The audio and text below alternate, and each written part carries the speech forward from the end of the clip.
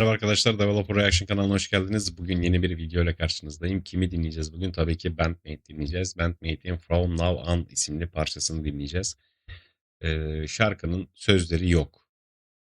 Yani söz yazarı Nobody. Müziği de tabii grup hepsi yapmış ama biliyorsunuz o grubun neredeyse bütün şarkılarında olduğu gibi ana besteyi, taslağı ve melodik yapıyı grubun gitaristi Kanami yapıyor ve Kanami'nin o şarkının iskeletini oluşturduktan sonra her üye kendi partisyonunu şekillendiriyor kendi stiliyle.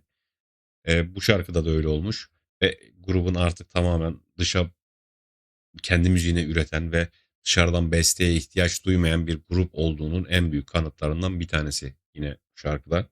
Çaylar kahveler hazırsa benimki hazır. Hadi gelin bakalım neler hissedeceğiz bu şarkıda.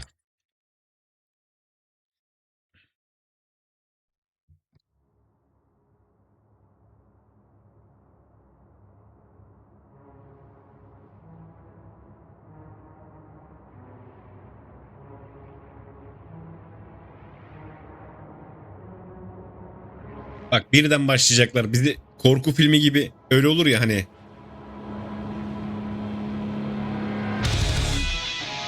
Biliyorum.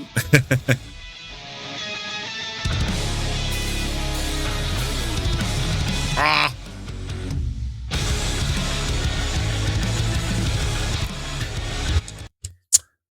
Saymıyorum. En baştan başlayacağız arkadaşlar. Özür diliyorum. Mükemmel bir giriş.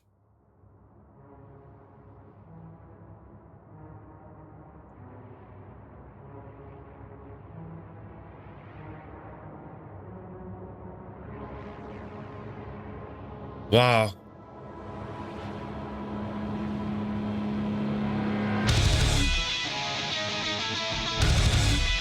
Nissan'ın süpürmesine bakın şimdi. Wow.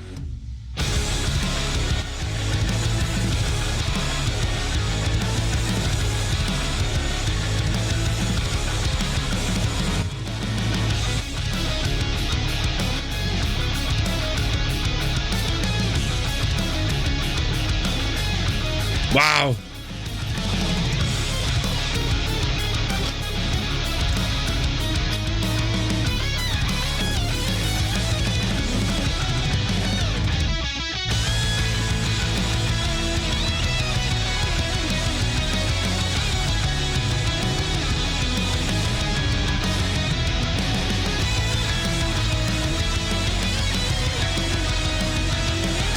Wow.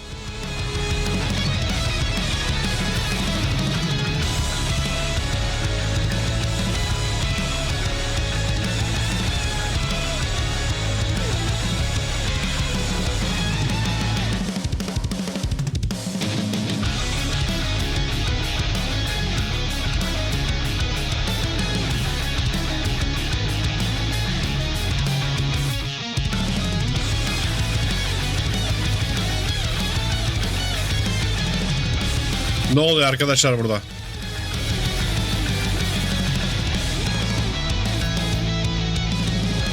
Çok özür dilerim ya. Bir kere daha dinlemem lazım orayı. Wow diyorum. Gerçekten wow diyorum. Müziği durdurup diyorum. Çünkü herkes duysun. Mükemmel bir birliktelik. Her şey mükemmel.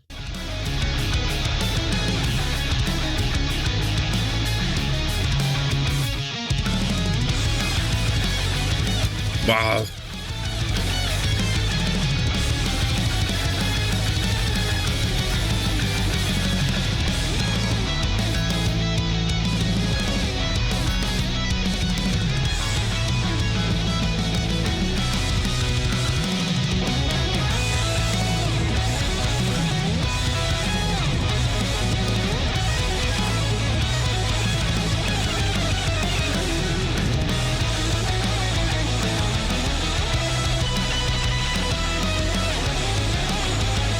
Wow.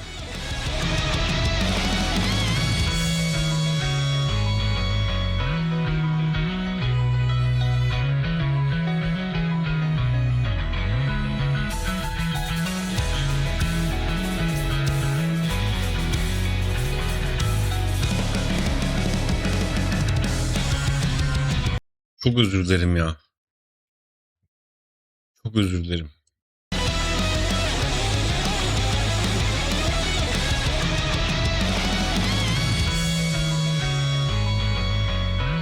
Wow!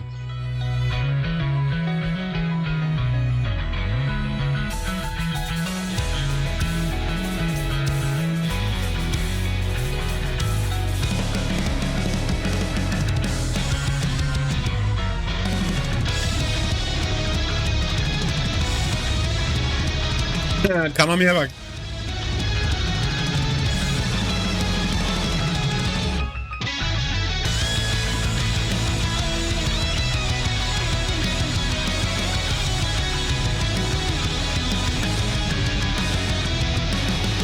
Wow!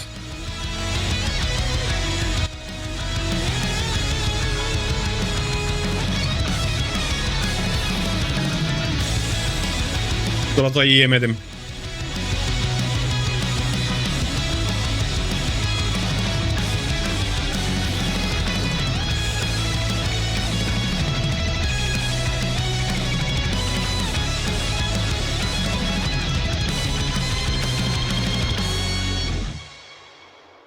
Wow! Şok. Şok geçiriyorum şu an. Çikolatamı bile yiyemedim. Şu markasını göstermeyeyim de yarın öbür gün Developer Reaction bizim çikolatamızı yiyor diye bedavadan reklam yapmamış olalım. Çok özür diliyorum arkadaşlar. Saat 4:20 burada. Gece açlıktan kahve ve çikolata tüketiyorum. Bandmate dinliyorum.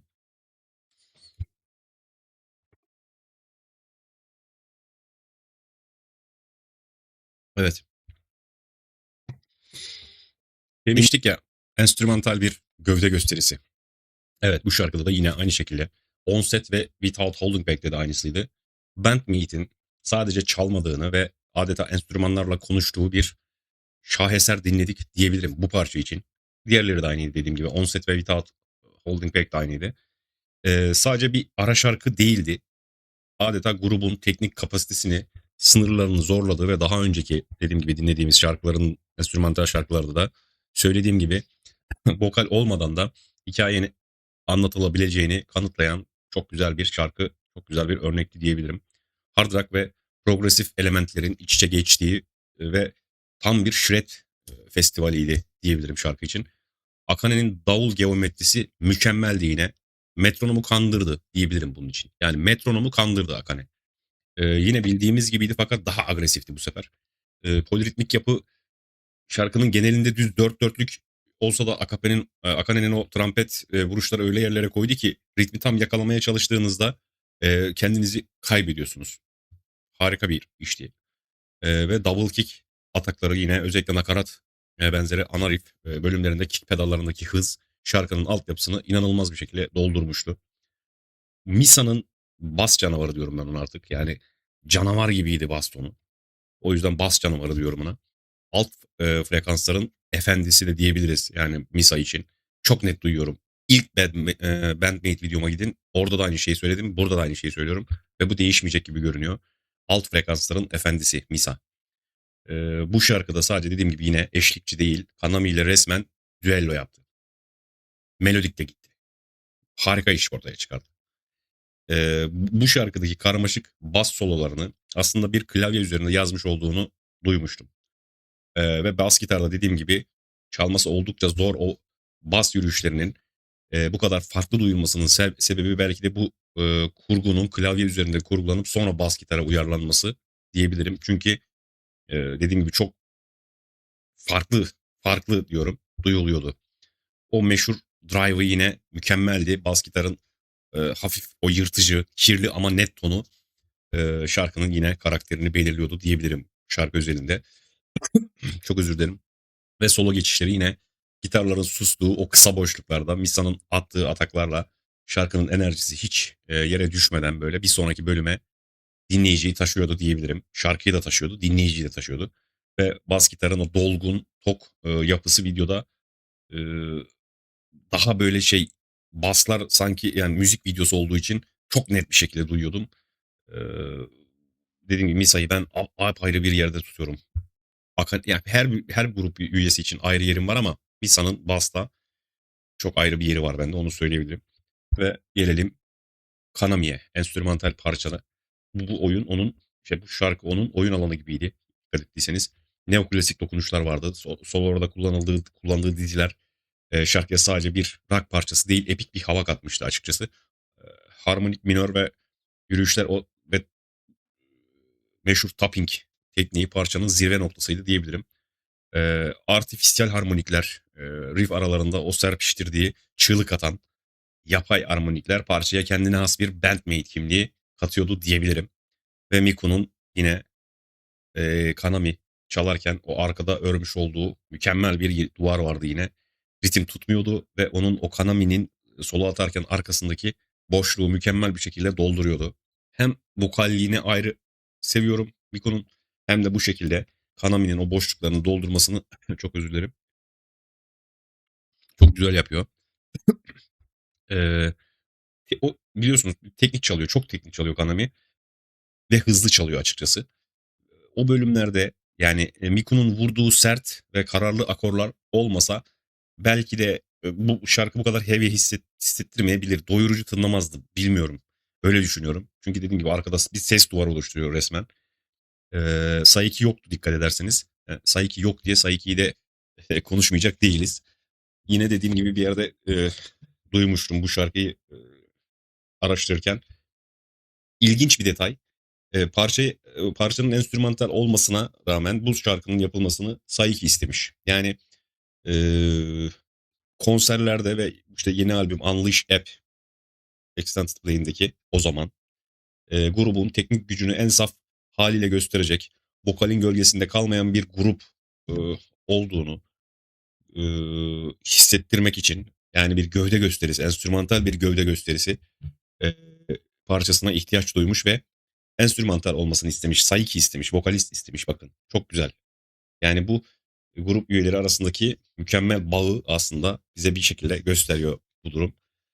Fikir Saiki'den, nota Kanami'den, ruh ise bütün gruptan gelmiş şarkının oluşmasında dediğim gibi. Ve breakdown bölümü yine mükemmeldi. Birden yavaşlayıp tekrar hızlandığı, patladığı yer harikaydı. En belki de şarkının hype alanı oydu diyebilirim. Ve ekipman detaylarında yine şey Kanami PRS gitar kullanıyor biliyorsunuz. Ve Fami'de de yine Fender bas vardı. Ve çok mükemmel uyumluydu. Bazen Fender, bazen de custom kullanıyor biliyorsunuz. Bu parça aslında dediğim gibi sadece bir rock şarkısı olmaktan ziyade 5 kadının enstrümanlar üzerindeki mutlak hakimiyetinin kanıtıdır diyebilirim. On set için de aynı şeyi söylüyorum. Without Holding Back için de aynı şeyi söylüyorum. Show yapıyorlar resmen. Yani bu enstrümantal parçalarda bandmate show yapıyor diyebilirim. From Now On isimli bu şarkıda sadece bir gitar solosu değil, vokalistin hayal ettiği, eee, gitaristin bestelediği, basçının da kurguladığı aslında yukarıda konuştuğumuz gibi tam bir grup sinerjisi ürünü diyebiliriz şarkı için. Bandmate'i dünya çapında dev yapan belki de bu kolektif vizyon diyebilirim. Çok beğendim parçayı. Benim enstrümantal parçalara karşı zaten bir eee, şeyim var. Nasıl derler?